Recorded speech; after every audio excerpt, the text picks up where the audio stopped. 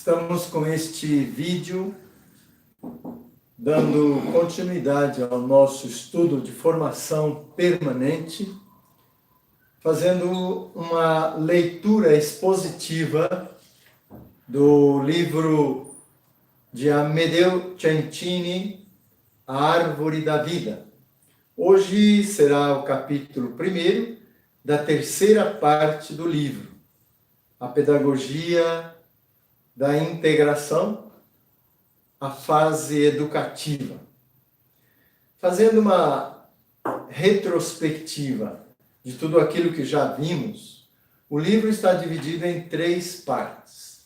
A primeira parte fala dos modelos de perfeição, os modelos de formação. Vários modelos, modelo da observância comum, da perfeição, da autorrealização, modelo da autoaceitação, modelo único ou da não integração, e a segunda parte, o modelo da integração.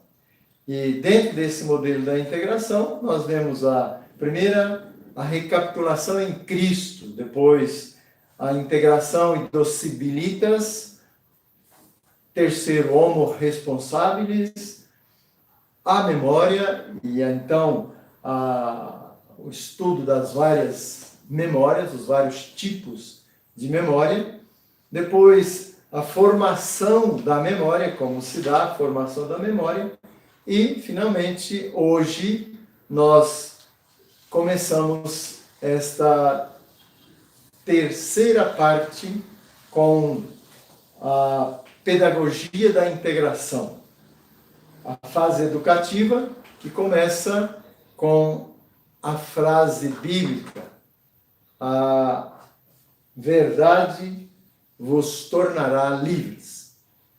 Então, dentro desse estudo, dando continuidade, portanto, àquilo que nós já vimos na leitura deste livro, primeiro, a pedagogia da integração. O que foi visto até agora desse modelo da integração foi o seu significado. Qual é o significado dessa integração, desse modelo da integração? Qual que é o seu objetivo? E a faculdade que deveria presidir a sua concretização. Tudo isso já foi visto dentro da introdução desse modelo de integração. Agora veremos um aspecto pedagógico de toda esta operação. A primeira intenção, na verdade, não é uma pretensão de definição absoluta e rígida, mas é uma oferta de indicações úteis, né, coerentes com o motivo inspirador que é a Páscoa de Jesus. Então, o modelo tem uma inspiração que é a Páscoa, a atitude de Jesus. Então, também dentro desta primeira intenção, há a busca de uma certa síntese metodológica, delinear também um itinerário para levar ao objetivo da integração na formação e prosseguimento no percurso educativo.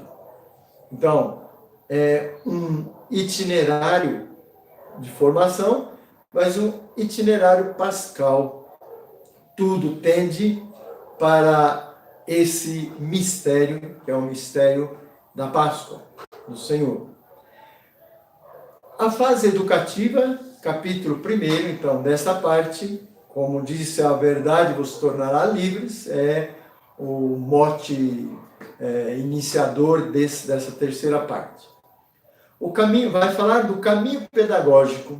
O caminho pedagógico começa com o conhecimento da pessoa, o conhecimento do sujeito, né? Porque é ele que tira para fora de si aquilo que é o melhor dele próprio. O melhor de si é retirado dentro desse conhecimento próprio, pessoal, para entender, então, o que se opõe ao pleno florescimento da própria personalidade. Então, esse é o caminho pedagógico que nos coloca dentro desse modelo de integração agora. Dentro do conceito de educação, né, vai estar relacionado justamente com as palavras de Jesus. A verdade vos tornará livres, do Evangelho de João, no capítulo 8, versículo 32. Então, antes de passar para a descrição dessa fase educativa, no contexto da pedagogia, da integração, então vamos definir um pouco melhor qual é o objetivo específico da própria integração.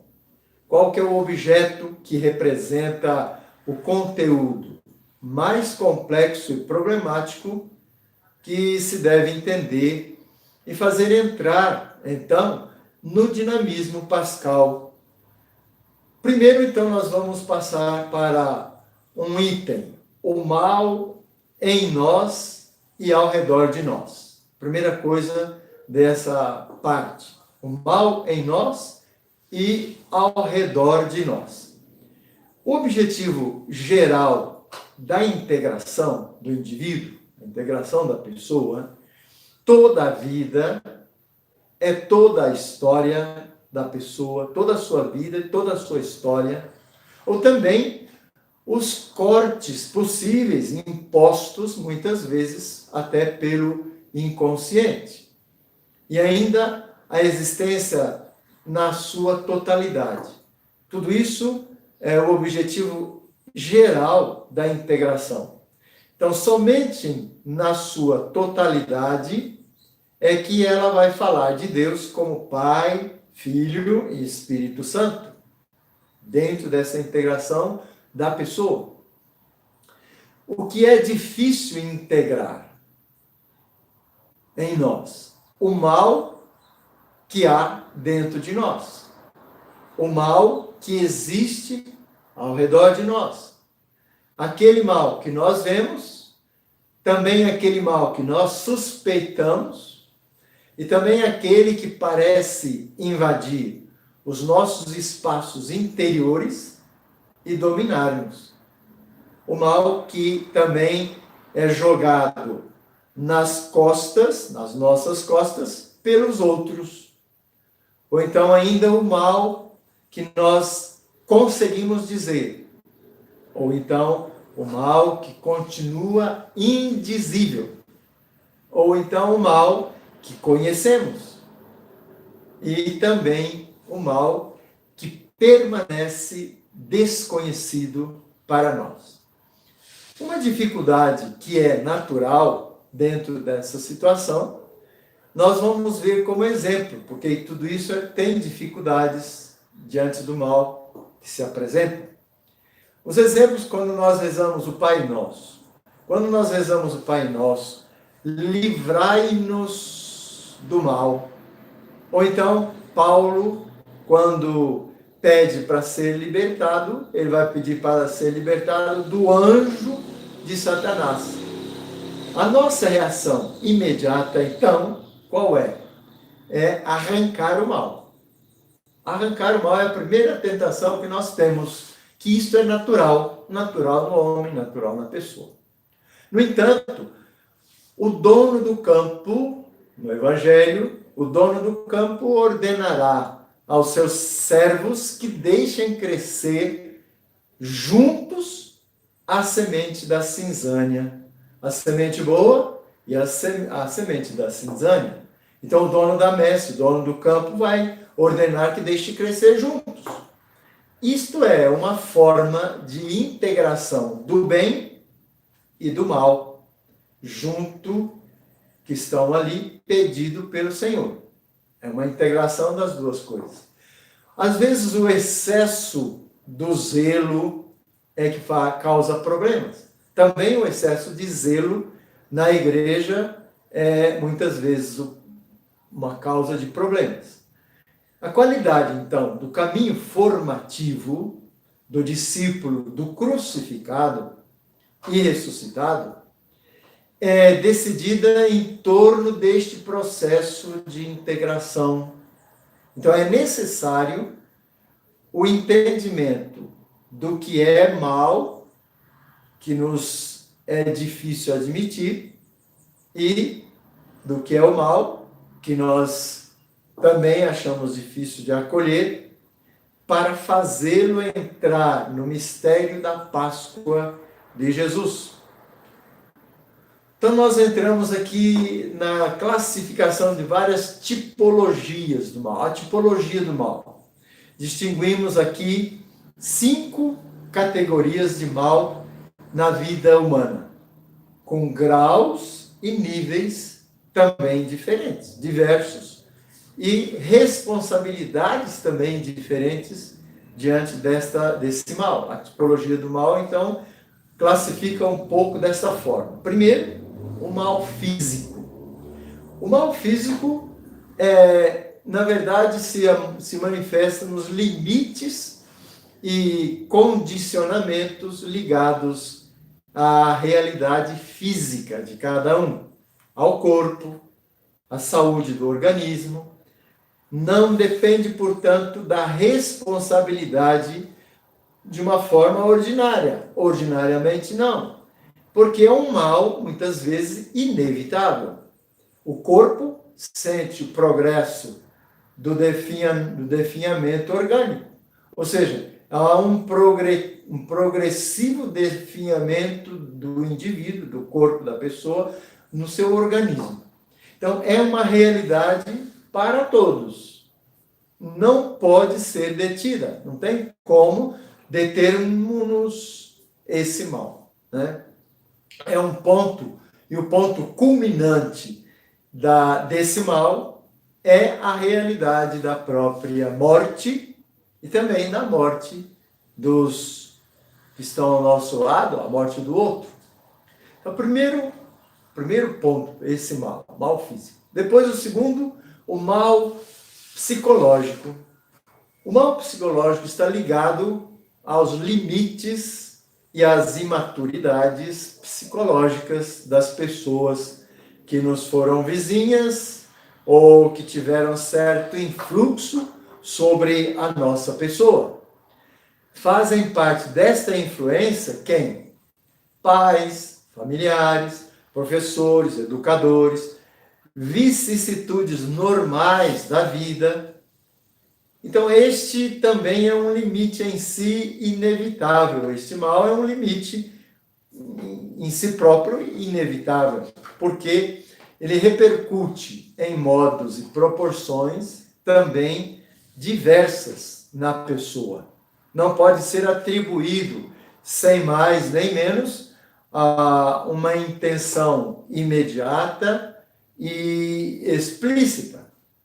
Então, a responsabilidade diante disso é normalmente parcial.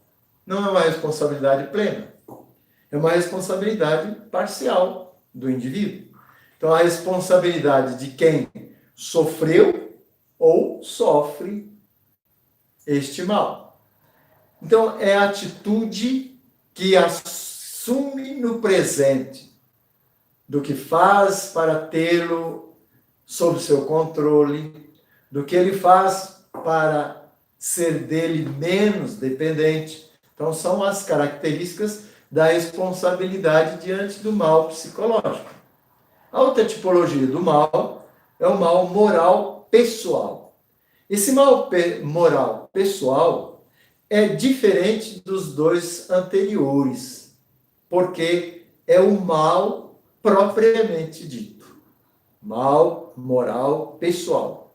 Ele consiste em desprezar de modo consciente e livre o próprio projeto de criatura, o desígnio que Deus concebeu sobre mim, por exemplo. Então, o mal pessoal, o mal moral pessoal. Então, a teologia chama isso de pecado.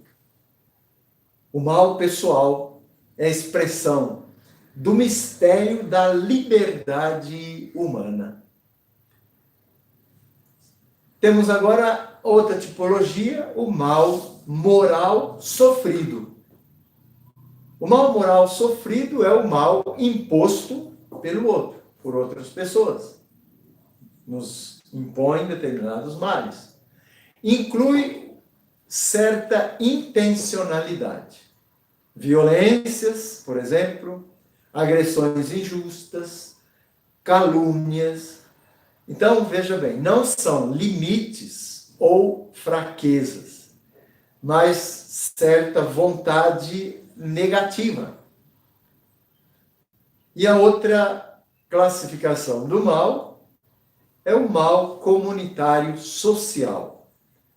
O mal comunitário social tem dimensões coletivas, né? Porque é cometido como participante de diversas entidades ou diferentes entidades sociais. Por exemplo, na família, a comunidade, a congregação, a igreja, a paróquia, a nação. Então, são dimensões coletivas de um mal comunitário social. Importante disso é o reconhecimento do mal e as consequências para que possa haver uma possibilidade de mudança, de transformação. Então, precisa primeiro tomar consciência de que aquele mal que é feito de uma forma comunitária tem a minha participação. Essa consciência, esse conhecimento é fundamental para transformar, para a mudança, né? Há um coeficiente da integração do mal. Esse coeficiente, como nós podemos fazer, é o mal propriamente dito, é o mal moral, o mal pessoal, né? O mal moral pessoal é o mal propriamente dito. Ele implica a responsabilidade precisa do sujeito. Ele defende a intervenção do sujeito. Então, estas 5 categorias que nós vimos são 5 categorias do mal que estão ligadas entre si. O mal psicológico cria uma situação especial de fraqueza e de vulnerabilidade. Torna a pessoa mais frágil, né? Também do ponto de vista moral. O mal psicológico, então, causa essa situação. A capacidade de acolher e de administrar a memória do mal sofrido por causa dos outros está intimamente relacionada com a consciência do próprio mal. Então, você precisa ter consciência do mal. A capacidade de administrar, a capacidade de mudar, de acolher a memória do mal sofrido, né, causado pelo outro, então, está relacionada intimamente com esta consciência do mal que você tem. Toda pessoa tem o seu coeficiente próprio de integração do mal. Toda pessoa tem o seu modo individual de viver a relação com o mal a partir do mal pessoal e outros tipos de feridas sofridas ou provocadas por outro em você. A primeira parte foi a classificação do mal, etc. Como tal, o mal fora de si, o mal dentro de si, né? Agora, o segundo item dessa parte, desse capítulo, é a descida aos infernos, né? Um termo bastante forte, porém explicativo isso, né? Tentemos, então, aqui, nessa parte, uma identificação de um possível itinerário de integração do mal. Um possível itinerário para integrar o mal dentro do indivíduo. É um itinerário formativo geral. Itinerário dentro da formação, de uma forma geral, que são etapas que deveriam estar presentes de qualquer maneira, de qualquer modo e de qualquer tipo de mal. Então, são as etapas que podem ser vistas. Então, o modelo de integração, que nós já vimos, é esse modelo de integração que queremos especificar, a integração total do indivíduo, que é o modelo mais perfeito dentro da formação, dentro da realização da formação da pessoa. É um modo de conceber e administrar a formação, os objetivos que ela tem e também as modalidades que tem dentro desse modelo de integração. O centro de todo dinamismo da formação é o coração de Cristo. Então vamos ver que o centro de todo dinamismo da formação de uma pessoa, o centro é o coração de Cristo. Não é? Por quê? Porque ali nós vamos contemplar o mistério da sua cruz e ressurreição. O coração de Cristo, o mistério da cruz e ressurreição, são, na verdade, aquilo que está no centro de todo o dinamismo da formação. Daí, então, veja que é importante que o mesmo caminho educativo, formativo, transfigurador, é um tríduo, como se fosse também um tríduo pascal, né? Educativo, formativo, transfigurador. Então, educação, formação e transfiguração, transformação do indivíduo. Então, é um tríduo, olhando o tríduo pascal. A primeira etapa pedagógica, ela é o percurso que vai conduzir o indivíduo ao centro de si mesmo. Então, veja bem, percurso que conduz a pessoa para dentro de si, para o centro de si próprio. A fase educativa, portanto, né, fase educativa, é o empenho, então, nesta fase do educere, do latim, educar, educere, conduzir. Né?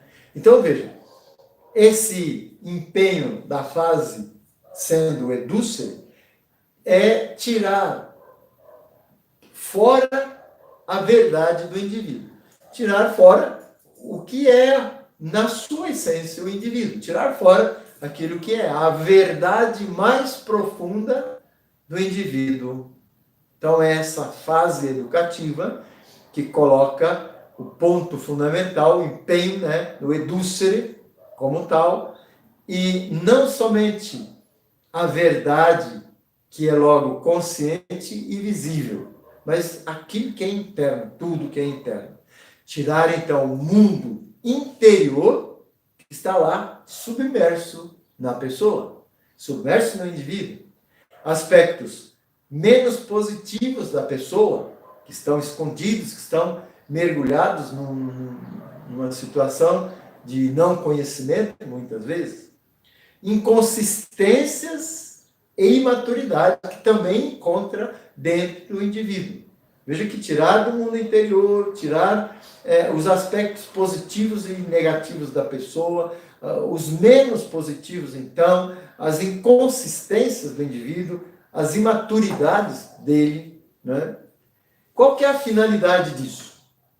A finalidade é dar possibilidade para o indivíduo de se libertar delas. Né?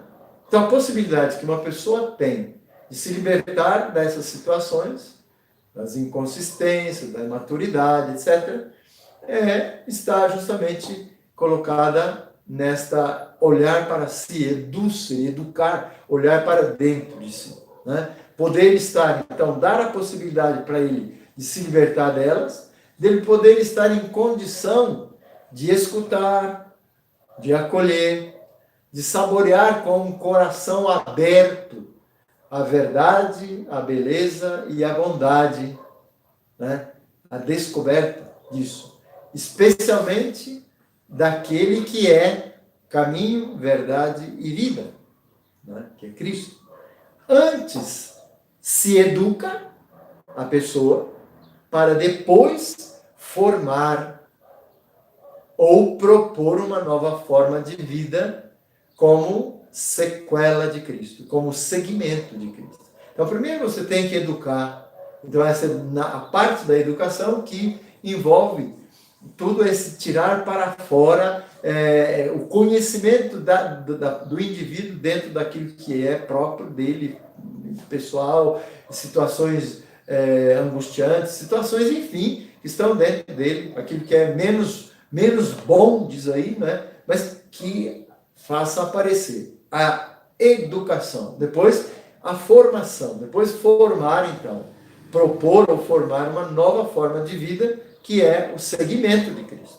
Isso dentro da formação, do caminho educativo.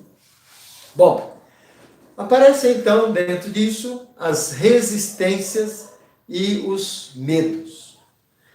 O ponto zero aparentemente é negativo e improdutivo. Ponto zero. Quer dizer, a partir dali, a primeira impressão que tem é que é aparentemente negativo e improdutivo isso. No início do itinerário formativo, é fundamental identificar e ajudar a descobrir resistências e medos. Então, é importante dentro do itinerário, logo no começo da formação inicial, né? Não formação permanente, mas já na inicial, identificar, fundamental identificar e ajudar a descobrir as resistências, os medos, que na verdade vão impedir de olhar dentro de si e descobrir o próprio mal. Então, que poderiam fazer naufragar a tentativa de integração.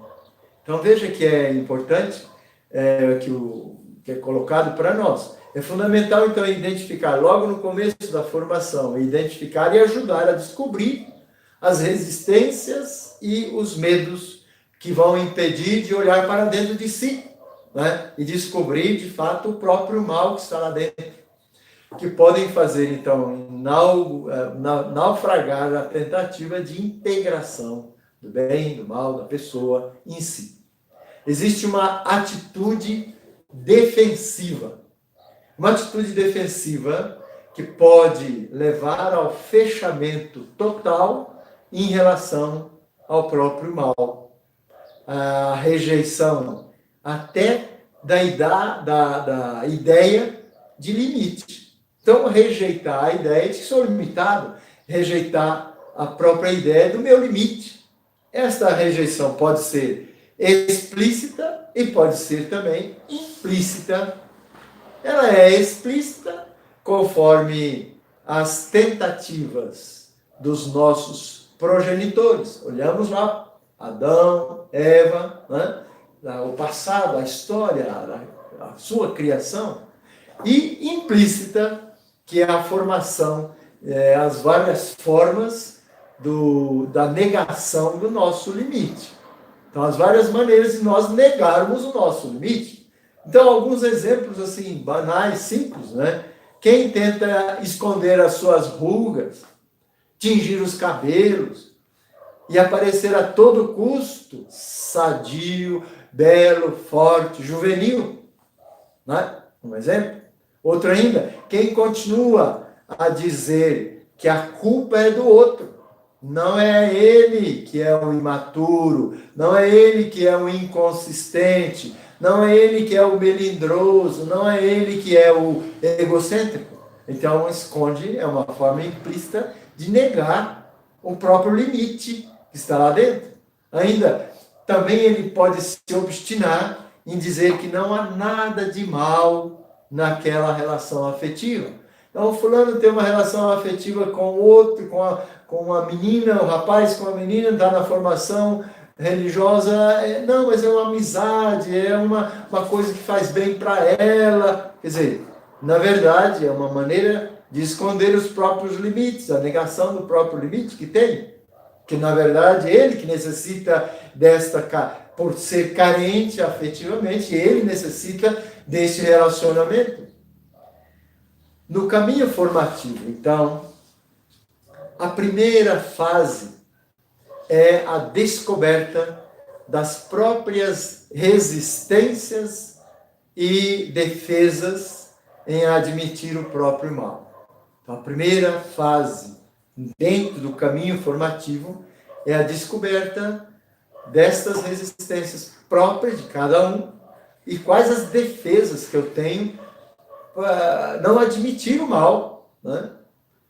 É uma coisa natural e instintiva, isso, né? Defender-se do mal. É natural e é instintivo em nós. Então, a primeira coisa que fazemos, defender-nos de fato do mal. E a defesa mais imediata e ingênua, qual é? É negar o mal. Essa é uma defesa ingênua e é a mais imediata que tem. Não é mal. É negar o próprio mal. Então, para isso, nós usamos muitos mecanismos, muitos estratagemas, muitos mecanismos defensivos, né?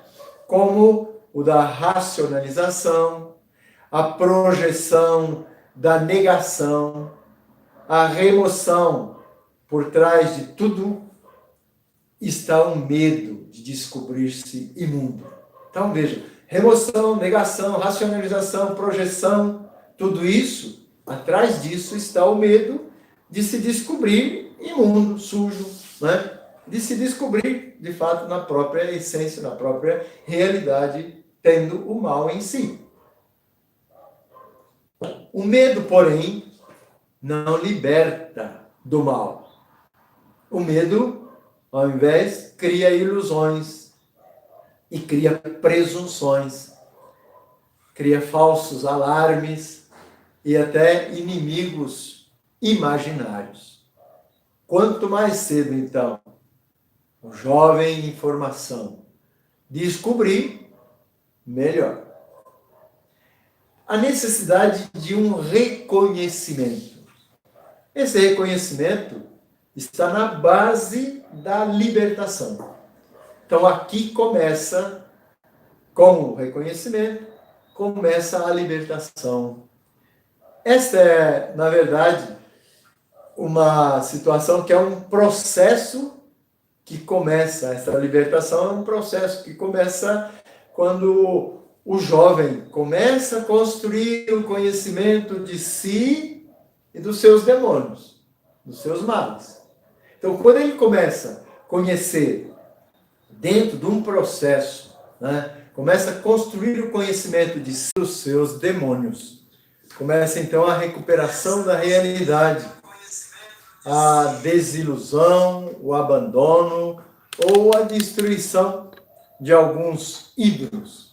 A própria perfeição é um deles, o gosto da sinceridade, a possibilidade de deixar o que não interessa e começar a construir sobre fundamentos sólidos.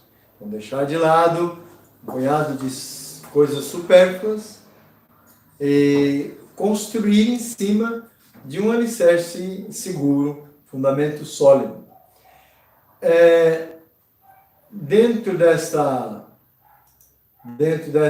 Desse percurso, nós podemos, então, entender que é um percurso educativo, formativo, só se inicia realmente com a identificação da própria fraqueza ou imaturidade. Esta é a condição para que o jovem saiba onde deve começar a trabalhar-se, né? A olhar para dentro de si, trabalhar-se dentro dessa situação interna. O conhecimento da própria enfermidade, né, é o critério imprescindível para o jovem ser admitido não somente ao sacerdócio ou profissão perpétua na vida religiosa, mas ao próprio prosseguimento do caminho formativo nos anos anteriores. Então, não pode apenas deixar para a hora da ordenação, a hora dos votos, mas, na verdade, esse conhecimento da própria enfermidade, da própria situação interna, pessoal, é preciso que seja feito antes, para que realmente, a partir desse acompanhamento, ele vai realmente se conhecendo, trabalhando dentro de si, etc.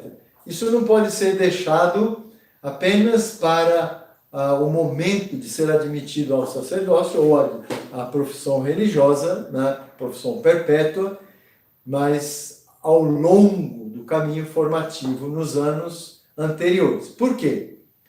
Se ele não se conhece, ele não se corrige. Uma outra consequência, sem essa identificação do próprio demônio no caminho educativo inicial, também não haverá a formação permanente. Se ele não realmente, lá no início da sua formação inicial, ele realmente não tem conhecimento dessas situações próprias, pessoais, do seu demônio, do seu mal, né? Ele não haverá possibilidade, ele não vai também querer ou ter vontade ou se propor a uma formação permanente ao longo de toda a sua vida. Portanto, que antes de tudo é preciso educar, depois formar, educar, educere, né? E depois formar.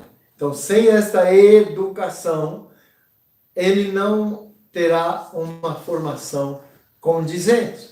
Então, assim, ele vai ter uma esperança para uma transformação. Então, uma educação, uma formação, uma transformação, uma mudança radical.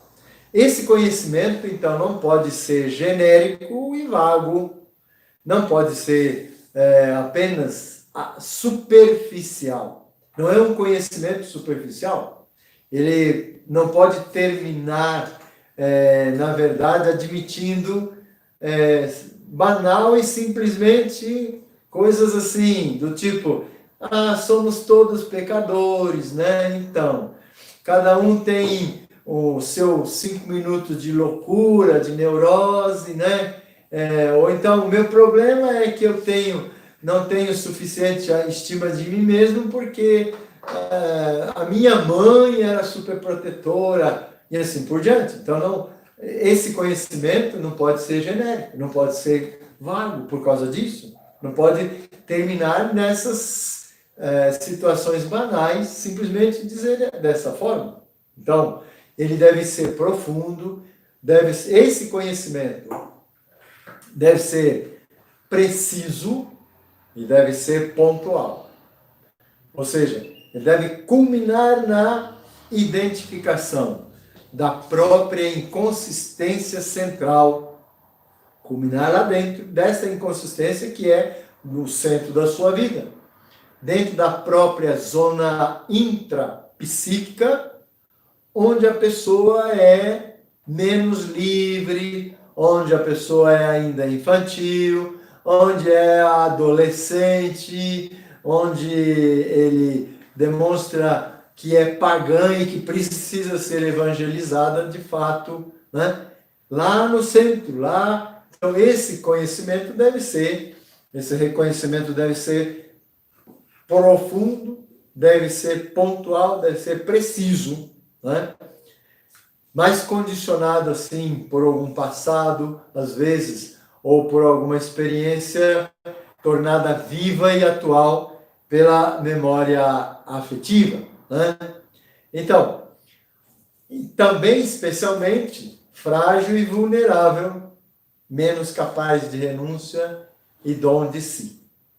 Esse conhecimento, portanto, da própria inconsistência, deve acontecer dentro do contexto mais amplo da própria história. Não pode ser vago, não pode ser meio superficial, mas ele deve acontecer no amplo contexto da sua história, com maior objetividade, com objetividade que elimina sentimentos inúteis, sentimentos de culpa, né? Então passamos daí para a aceitação. Já vimos um pouquinho o processo de aceitação, autoaceitação, né?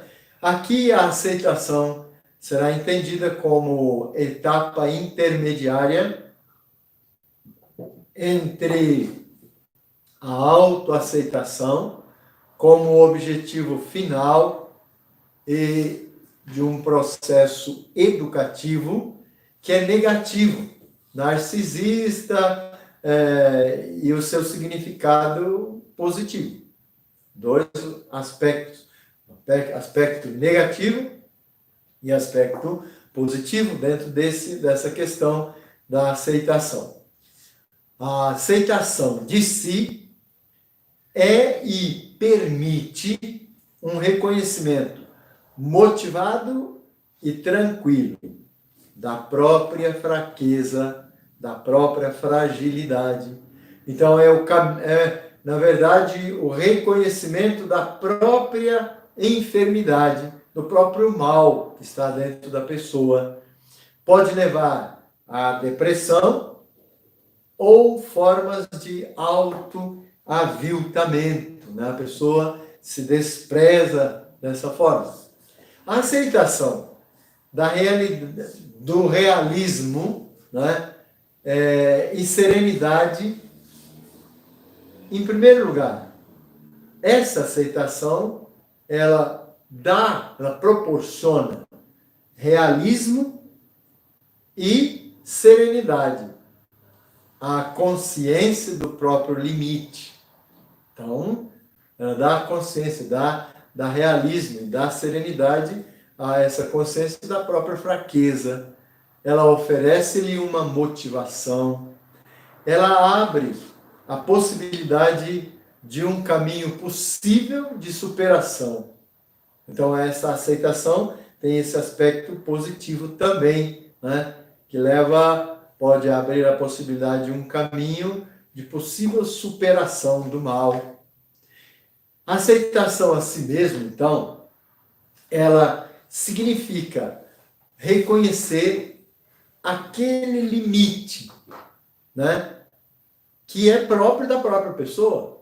Reconhecer, então, que este limite, que aquele limite que a pessoa tem, faz parte da sua própria vida, é parte da sua própria pessoa, ela é parte da própria história, é parte do próprio mistério do ser que ele é, né? Então, saber que ela permanecerá.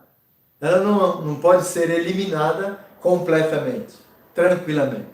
Não pode ser eliminado completamente, bom.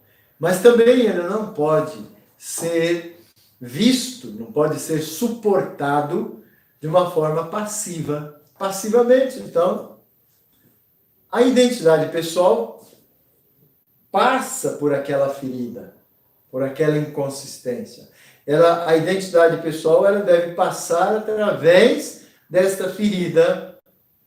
O caminho de santidade será marcado por ela.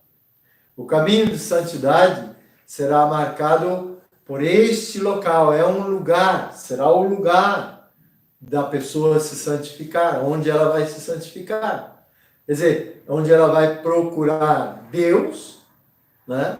E vai procurar deixar-se encontrar por Ele, onde ele vai, na verdade, experimentar o primado de Deus na sua vida ou não, e a sua glória também na sua vida. Então, veja, na verdade, ele pode experimentar também o juízo de Deus e a misericórdia de Deus, dentro dessa passagem da sua identidade pelas feridas, por esta ferida, por essa inconsistência. O sujeito, então, a pessoa, o jovem, ele necessita de um aprendizado. Ele precisa aprender a quê? Diante disso. A administrar essa inconsistência. A administrar e não puramente querer destruí-la ou eliminá-la. Ou então fingir que não existe essa inconsistência. Ou fingir que não existe e agredi-la de uma maneira frontal. Ou então querer combatê-la como um inimigo ou como uma obsessão perfeccionista. Então, não é por aí o caminho. A aceitação, então ele deve aprender tudo isso. A aceitação, porém, não tem nada a ver com resignação. Ela permite não projetar o próprio mal, limite, né, sobre os outros. Então, ela permite não projetar o próprio mal. Quando eu tenho uma aceitação, então essa aceitação permite não projetar o meu próprio mal pessoal nos outros, nas outras pessoas, jogar para o outro. Permite, então, não sofrê-lo como culpa e condenação, né, daquele limite. Mas permite também, a aceitação permite fazer um uso inteligente, um uso responsável desta situação de limite. Tem um autor, Leclerc, que fala uma palavra importante nesse momento. Ele diz: o ser humano que aceita integralmente a Deus torna-se capaz de aceitar-se a si mesmo. Então veja, repito, o ser humano que aceita integralmente a Deus torna-se capaz de se aceitar a si próprio. Então, a plena aceitação do próprio limite nosso, não? A plena aceitação do limite próprio de cada um é possível somente diante de Deus, né? Então, diante de Deus, eu posso aceitar o meu próprio limite plenamente. A plena aceitação disso se dá quando eu estou diante de Deus. Então, isso requer um contexto de fé e um contexto de oração, onde eu reconheço que Deus é o Criador. E criando-nos, o que acontece? Ele preferiu criar-nos para a existência dele, da pessoa, e não a existência dele. Ele, criando-nos, preferiu a não existência e nos tornou dignos de existir. Então, isso é fundamental na ação divina. Então, no plano espiritual, crente, no plano, portanto, espiritual da fé, a aceitação não é um ato, não é algo passivo, mas a aceitação é um gesto ativo e significativo. Então, a aceitação é um gesto importante nesse sentido, porque é algo ativo, é uma ação, é algo que faz parte da vontade, né, da colocação da própria pessoa, e ele é significativo. Então, aquele que aceita o seu limite como parte de si, e de alguma forma se serve dele, né, de modo positivo, então ele é realizado em 3 direções. Então, aquele que aceita o limite dele próprio, pessoal, de si próprio, de alguma forma se serve dele de uma forma positiva, ele realiza em 3 direções, né? Primeiro, serve-se para ter uma ideia correta do próprio eu criatural, do próprio eu como criatura, né? Então, ele, como criatura, o que acontece? Ele somente recebeu vida. A vida ele recebeu. Ele não é onipotente, ele não é perfeito. Então, é para redimensionar-se, reconhecer-se como criatura. Reconhecer-se não como fonte, como a fonte da vida, mas com isso, com um poder ilimitado sobre a vida. Não, mas ele reconhecer-se não como vida, mas também com o poder limitado de si próprio. Então, a segunda direção para viver bem uma relação com Deus, então ele é chamado a aprender a orar. Então, há um paradoxo aqui na catequese do mal. Quando aparece o mal na vida, então há uma catequese onde vemos o quê? O limite nos ensina a rezar, né?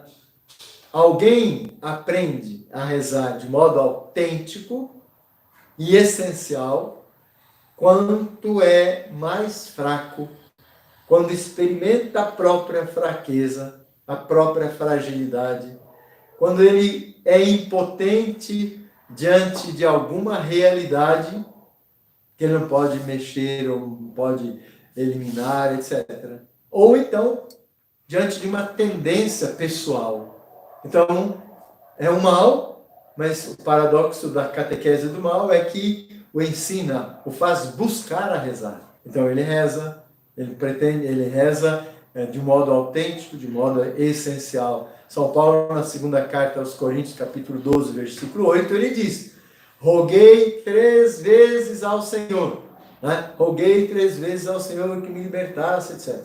Não? Então, esta oração. Então, mesmo que esta oração seja uma oração ainda imperfeita. Imperfeita por quê? Porque descarrega em Deus a tarefa de libertação. Não é uma oração imperfeita que descarrega em Deus isso, né? A tarefa de libertação. Apesar disso, é uma passagem indispensável no caminho do aprendizado da integração. A aprendizagem da integração nos leva a isso, né? A terceira dimensão, para viver a relação com os outros nos limites deles. Então, um relacionamento vivido, quando ele é vivido num relacionamento comigo mesmo, é uma coisa. Para viver a relação bem, né? Um bom relacionamento, para viver bem essa relação com os outros, nos limites que o outro tem, sem ser impaciente, sem ser intolerante, sem ser um juiz rígido, sem compreensão. Então veja que essa direção, né, da integração, da aceitação. Então, nesses 3 pontos, parte-se de um ponto de partida negativo, né? Mas que tem um sucesso frutuoso e funcional para o crescimento, né? O crescimento de si. Nós entramos aqui no outro item, chamada árvore psicodinâmica da inconsistência, mal, inconsistência que está dentro do indivíduo. Então, a árvore psicodinâmica, nós podemos olhar para a imagem da árvore. A árvore em si é propícia como imagem da realidade humana, da nossa realidade. Por quê? Porque ela tem raízes, ela tem tronco, ela tem ramos, ela tem folhas, ela tem frutos. Então, a árvore em si. Então, ela pode nos fazer entender como uma árvore a realidade do próprio mal, que tem raízes, que tem tronco, ramos, folhas, frutos, né? Então, primeiro, as raízes. Entender as raízes da própria fraqueza. Entender as raízes do próprio mal. As raízes do mal pessoal que está lá dentro. As raízes da própria fragilidade. Ou seja, da própria inconsistência. Normalmente, as raízes que estão ali podem ser muito profundas, muito longínquas, num passado muito longo, muito anterior à nossa vida. Por quê? Porque normalmente essas raízes que tocam o nosso ser, da inconsistência, tem raízes lá no passado, um passado às vezes longínquo. É como uma árvore, né, que tem uma raiz profunda, que vai longe para buscar a seiva.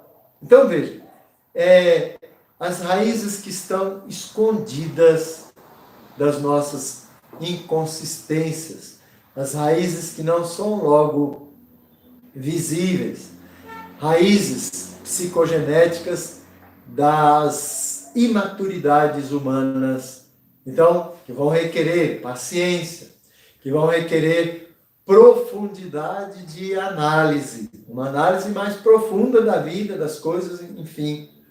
Podem ser ajudadas, essas raízes assim, pela releitura da história própria de cada um. Uma releitura da história, uma releitura da própria história, vale a pena fazer, olhar para essa história para descobrir quando nasceu aquela imaturidade, onde está aquela raiz de tal inconsistência, de qual imaturidade. Então, entender o porquê dela, entender o como isso aconteceu e acontece. É uma ajuda a compreender o sentido da própria fraqueza. Então, ela vai ajudar a compreender que sentido tem, qual o motivo, qual foi o motivo da própria fraqueza, da própria inconsistência, da própria fragilidade. Qual é o objetivo que ela tem? Então, ela ajuda ainda a libertar-se de sentimentos de culpa, de sentimentos autolesionados ou autolesionismos que nós temos, né? Ou seja, nós causamos uma lesão a nós mesmos, muitas vezes, através de sentimentos negativos que temos. Então, a aceitação vai ajudar também a libertar-se desses sentimentos de culpa e de sentimentos de autolesionismos. Bom, isto é a raiz dos males, de tudo aquilo que está lá dentro. Agora nós podemos ver a seiva. A seiva da árvore passa pelo tronco, o tronco da árvore. Ela sai das profundezas da terra e passa pelo tronco. É uma energia vital para a árvore que vai fazer crescer os frutos, né? Então, no nosso caso, no caso que nós analisamos a pessoa, trata-se de descobrir aquela necessidade psicodinâmica em excesso que está dentro do indivíduo. Então, existem necessidades psicodinâmicas em excesso, necessidades excessivas que estão lá no centro da pessoa, que estão lá no centro das suas intenções, nas suas atenções, nos seus interesses. Está lá no centro e alimenta a inconsistência. Então, essa necessidade, às vezes, excessiva, que está lá dentro do psicologismo, da psicologia da pessoa, né? Então, é importante para o conhecimento de si mesmo esta descoberta. Por quê?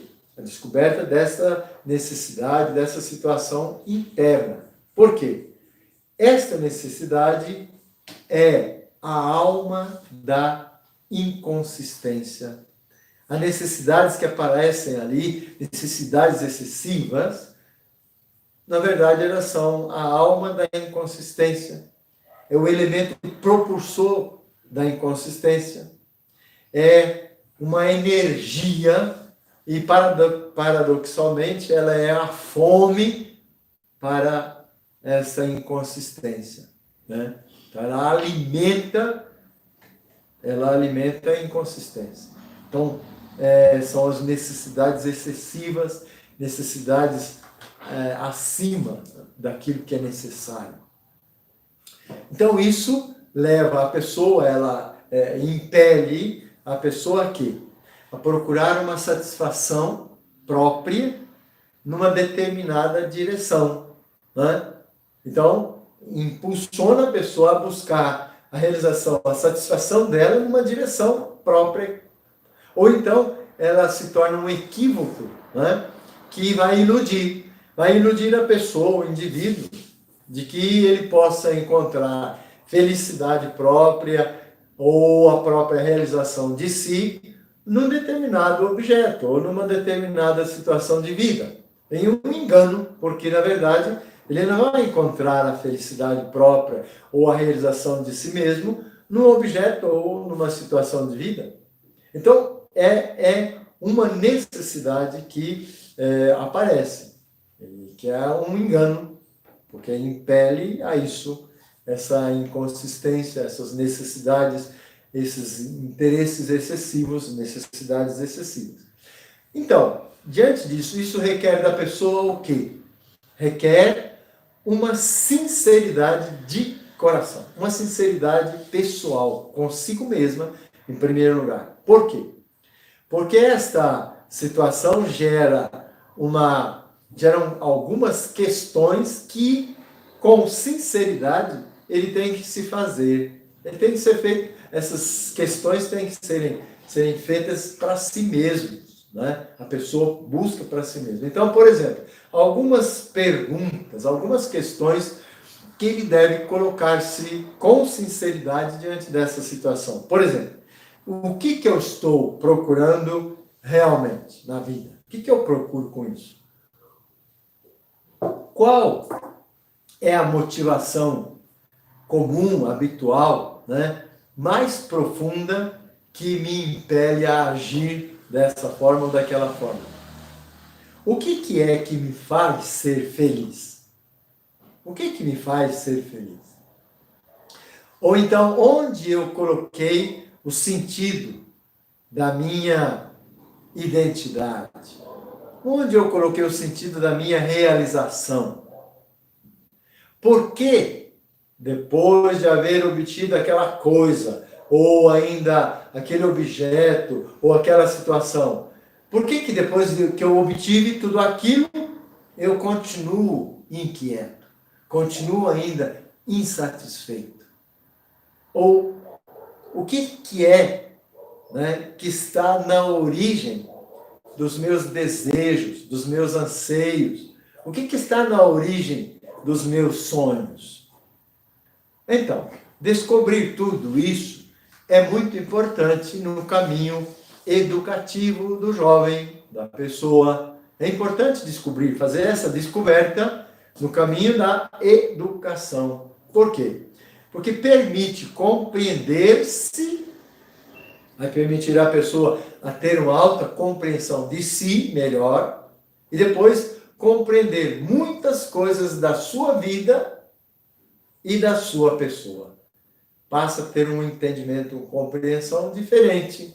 Ele passa a entender, então, coisas da sua vida, o porquê de certos hábitos, de certas tendências que ele tem, o porquê das expectativas e das pretensões que ele tem, as depressões, o porquê das depressões e das euforias, né? E começa a entender, a compreender onde a raiz das simpatias, das antipatias, os preconceitos, os juízos que ele faz, onde estão a raiz dos medos, as desconfianças, faz compreender as crises, as incertezas. Então, ajuda a compreender melhor também a sua vocação. Ajuda a compreender melhor o que é esse chamado na sua vida. Então, ajuda a purificar o motivo, a motivação vocacional.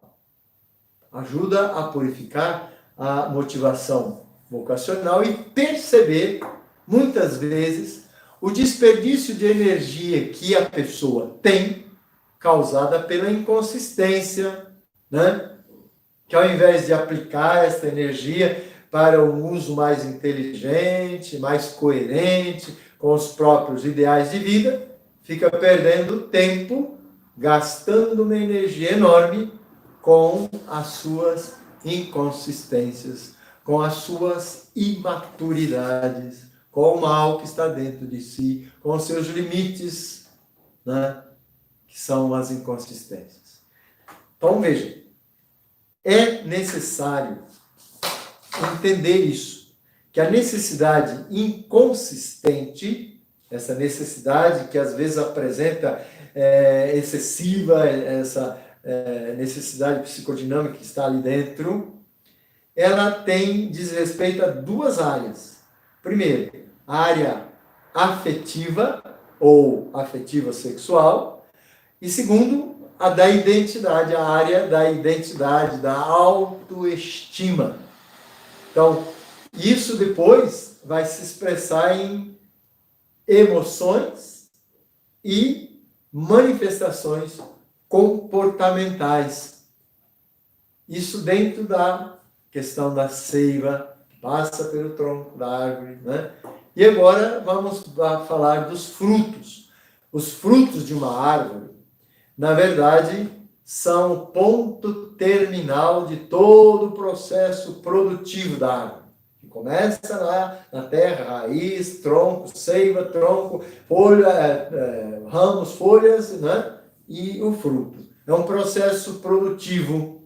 Também, desta mesma maneira, acontece com os frutos e com as inconsistências, as consequências das inconsistências, né? Frutos e consequências da inconsistência, que são dessa maneira. Por exemplo, se um jovem descobre que ele é impelido sempre ou motivado frequentemente para agir por alguma necessidade insistente de autoestima, ele necessita sempre de uma necessidade da autoestima, de ser centro de atenção, de centro de consideração dos outros, né? Então, essa inconsistência relativa ao sentido do seu eu vai criar consequências em vários níveis.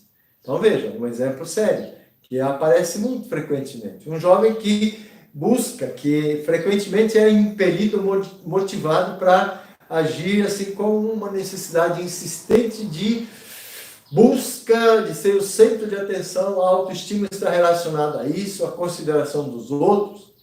Isso cria consequências em alguns níveis, em vários níveis. Quais são esses níveis? Primeiro, de si próprio, depois de relação com o outro, relação com Deus. Mas primeiro, a autoidentidade. Então, veja, a percepção da própria identidade vai ser contaminada com uma sensação não positiva de si mesmo. Então, pessoalmente, ele não tem grande estima de si. Por quê? Porque ele depende dos outros. Ele depende do outro que possa promover essa autoestima. Ele vive dessa forma, vivendo assim, ele tem uma necessidade de satisfação de si. Então, aí, vivendo essa necessidade de satisfação de si, o problema de fundo, de raiz, vai permanece. Continua a menosprezar-se, enquanto a fome de estima, a necessidade de estima do exterior aumenta. Então, ele vai viver uma fome constante, uma necessidade constante, né? Ele se menospreza, continua a se menosprezar, e a autoestima baixa, etc., mas que depende do que vem externamente, do que vem do exterior, do que vem do outro, né? Isso no relacionamento consigo e com o outro, no relacionamento de uma identidade pessoal, né? No relacionamento com Deus, segundo aspecto, segundo nível, ele vai condicionar este relacionamento com Deus pelo baixo sentir-se de si próprio, pela baixa autoestima que ele tem de si. o relacionamento com Deus vai passar por aí. Então, duas maneiras. Primeiro, a exigência será dirigida a ele, em primeiro lugar. Uma exigência dirigida a ele próprio. Então, o jovem, ele vai ser impelido, a pessoa, informação, etc., vai ser impelida interiormente a uma relação com Deus para sair dela promovido, valorizado, como se o eterno se comprazesse com ele, que é o servo inútil. Então, um relacionamento assim, uma busca, ele é impelido interiormente a essa relação com Deus, dessa forma, para sair dali promovido, sair dali valorizado, como se Deus, como se o eterno tivesse prazer, né, com ele, servo inútil. Bom, a segunda coisa, ele terá dificuldade em interpretar algumas passagens do Evangelho. Segunda coisa. Por exemplo, existem algumas passagens do Evangelho que são contundentes, que tocam parábolas que colocam em xeque a pessoa, as atitudes da pessoa. Por exemplo, o grão de trigo. O grão de trigo que aceita cair na terra e morrer, né? Ele tem que cair na terra e morrer. Se ele não morre, não dá fruto. Então, veja, é o símbolo de quem não pensa em si mesmo, mas ele pensa em dar frutos para os outros. Então, a pessoa vai ter dificuldade de interpretar e de ler, de ter para si esse trecho. Ou então a palavra de Jesus, quando fala de amar. Quem ama a si mesmo, quem ama a sua própria vida, portanto, preocupado com a sua própria autorrealização, vai perder a sua vida. Quem quer conservar a sua vida, vai perdê-la. Né? Então, veja, ele vai ter dificuldade, porque busca a autorrealização.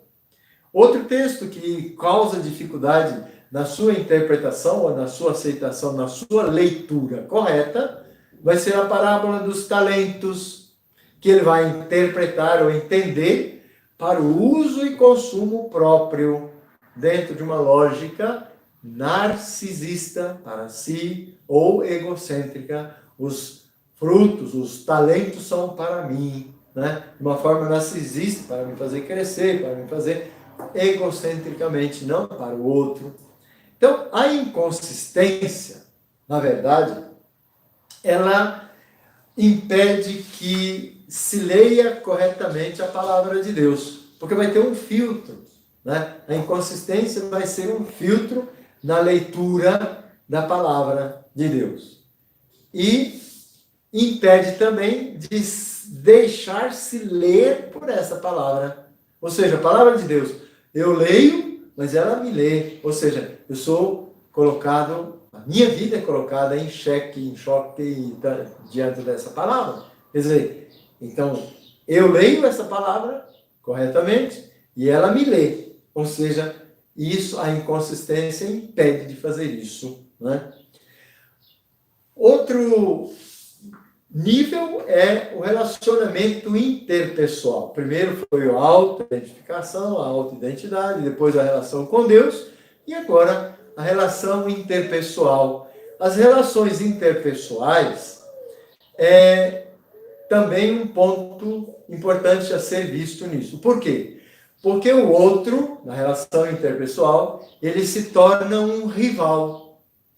Não é mais um companheiro, um próximo igual, mas ele se torna um rival. Com quem eu devo me competir? Com quem se deve sempre ter uma competição, com um confronto contínuo. Haverá sempre competição e confrontação contínua. Isso, o outro vai se tornar objeto de inveja ou antipatia, né? Porque se ele é considerado superior a si, inveja, antipatia, não aceitação. Se ele é considerado menor, tratado com suficiência, né? Então, superioridade. Ou então, se ele é avaliado como inferior, então ele se torna, né, então, uma pessoa inferior. O outro, então, se torna uma espécie de juiz no nosso relacionamento. Então, avalia e decide sobre a identidade e a estima do sujeito. Ele é juiz, né? Se torna, então, aquele que vai avaliar e decidir sobre a identidade e estima do sujeito. Esse juízo se torna importante também. Por quê? Porque, na verdade, se torna importante para procurar cativar-se, né? Cativar-se a si próprio, ou então ainda acaba criando uma dependência do outro. Ou então, se o outro não significa nada, eu ignoro, há uma ignorância do outro. O outro vai ser ignorado como se nada significasse. Então, a relação, então, é uma relação que não é verdadeira. Não é uma relação que se pauta na verdade, que se constrói na verdade. Né? É uma relação vivida, então, não na verdade, mas numa mentira interna. Torna-se, então, uma relação perturbada, né? Uma relação perturbada e atravessada por dinâmicas estranhas, dinâmicas excludentes, né? Que são distantes do amor evangélico. Uma formação assim, né?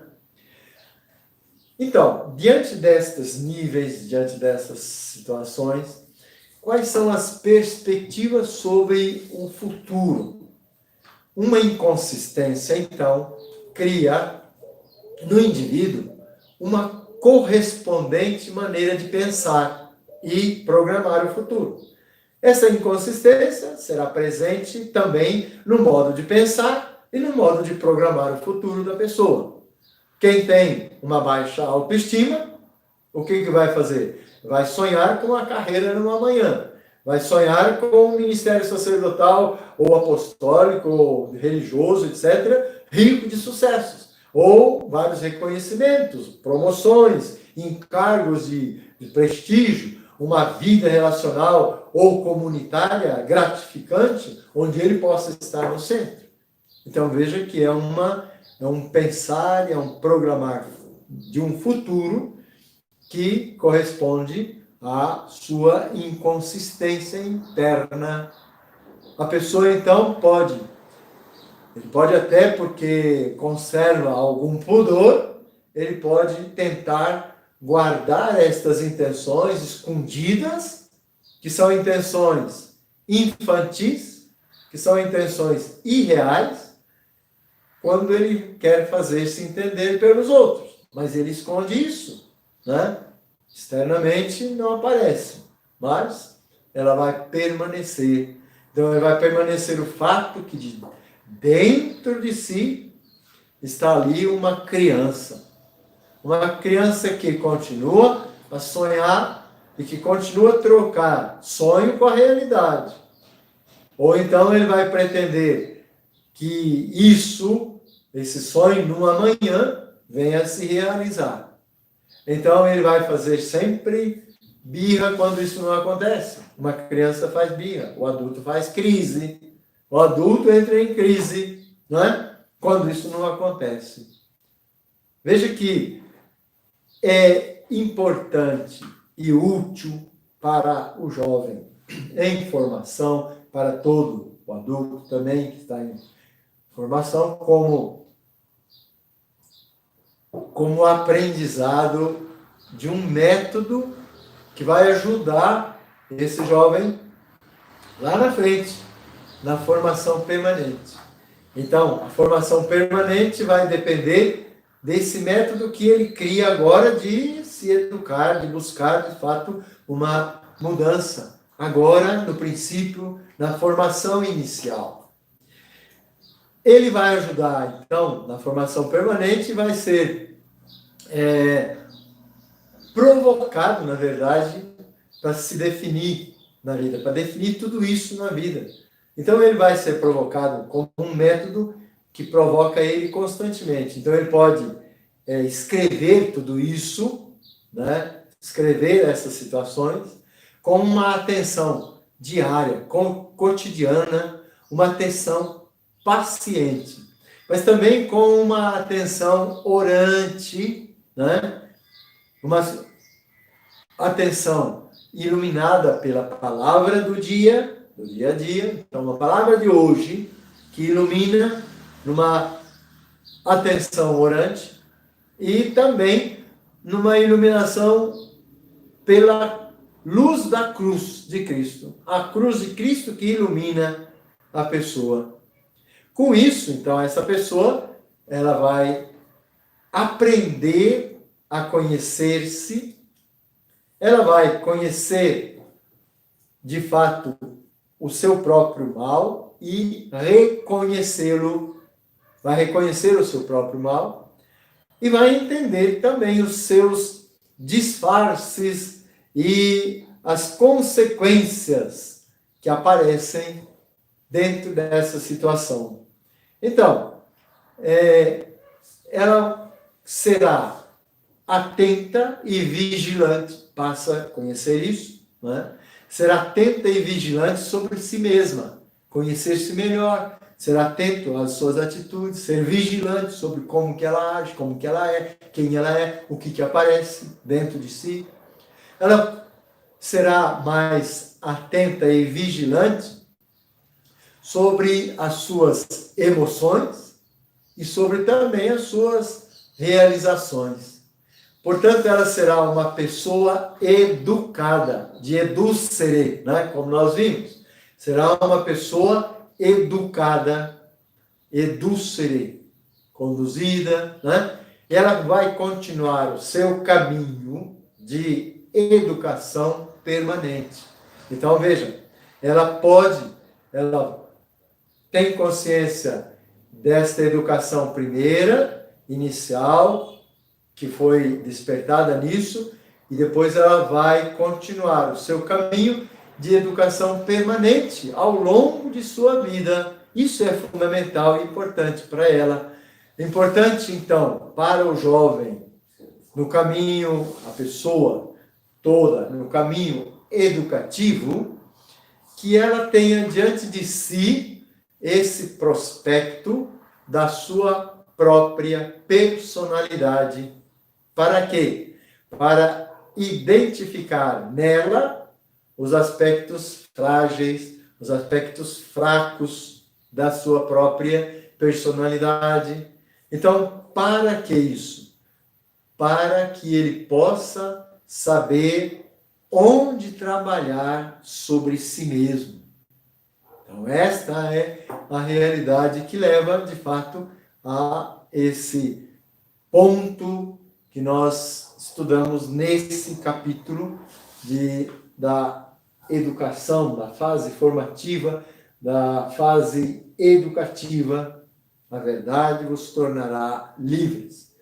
Então, numa espécie de resumo dessa fase, a árvore psicodinâmica da inconsistência. Ela terá novos frutos, nova seiva, novas raízes. Por quê? Porque nesta árvore está a cruz de Cristo.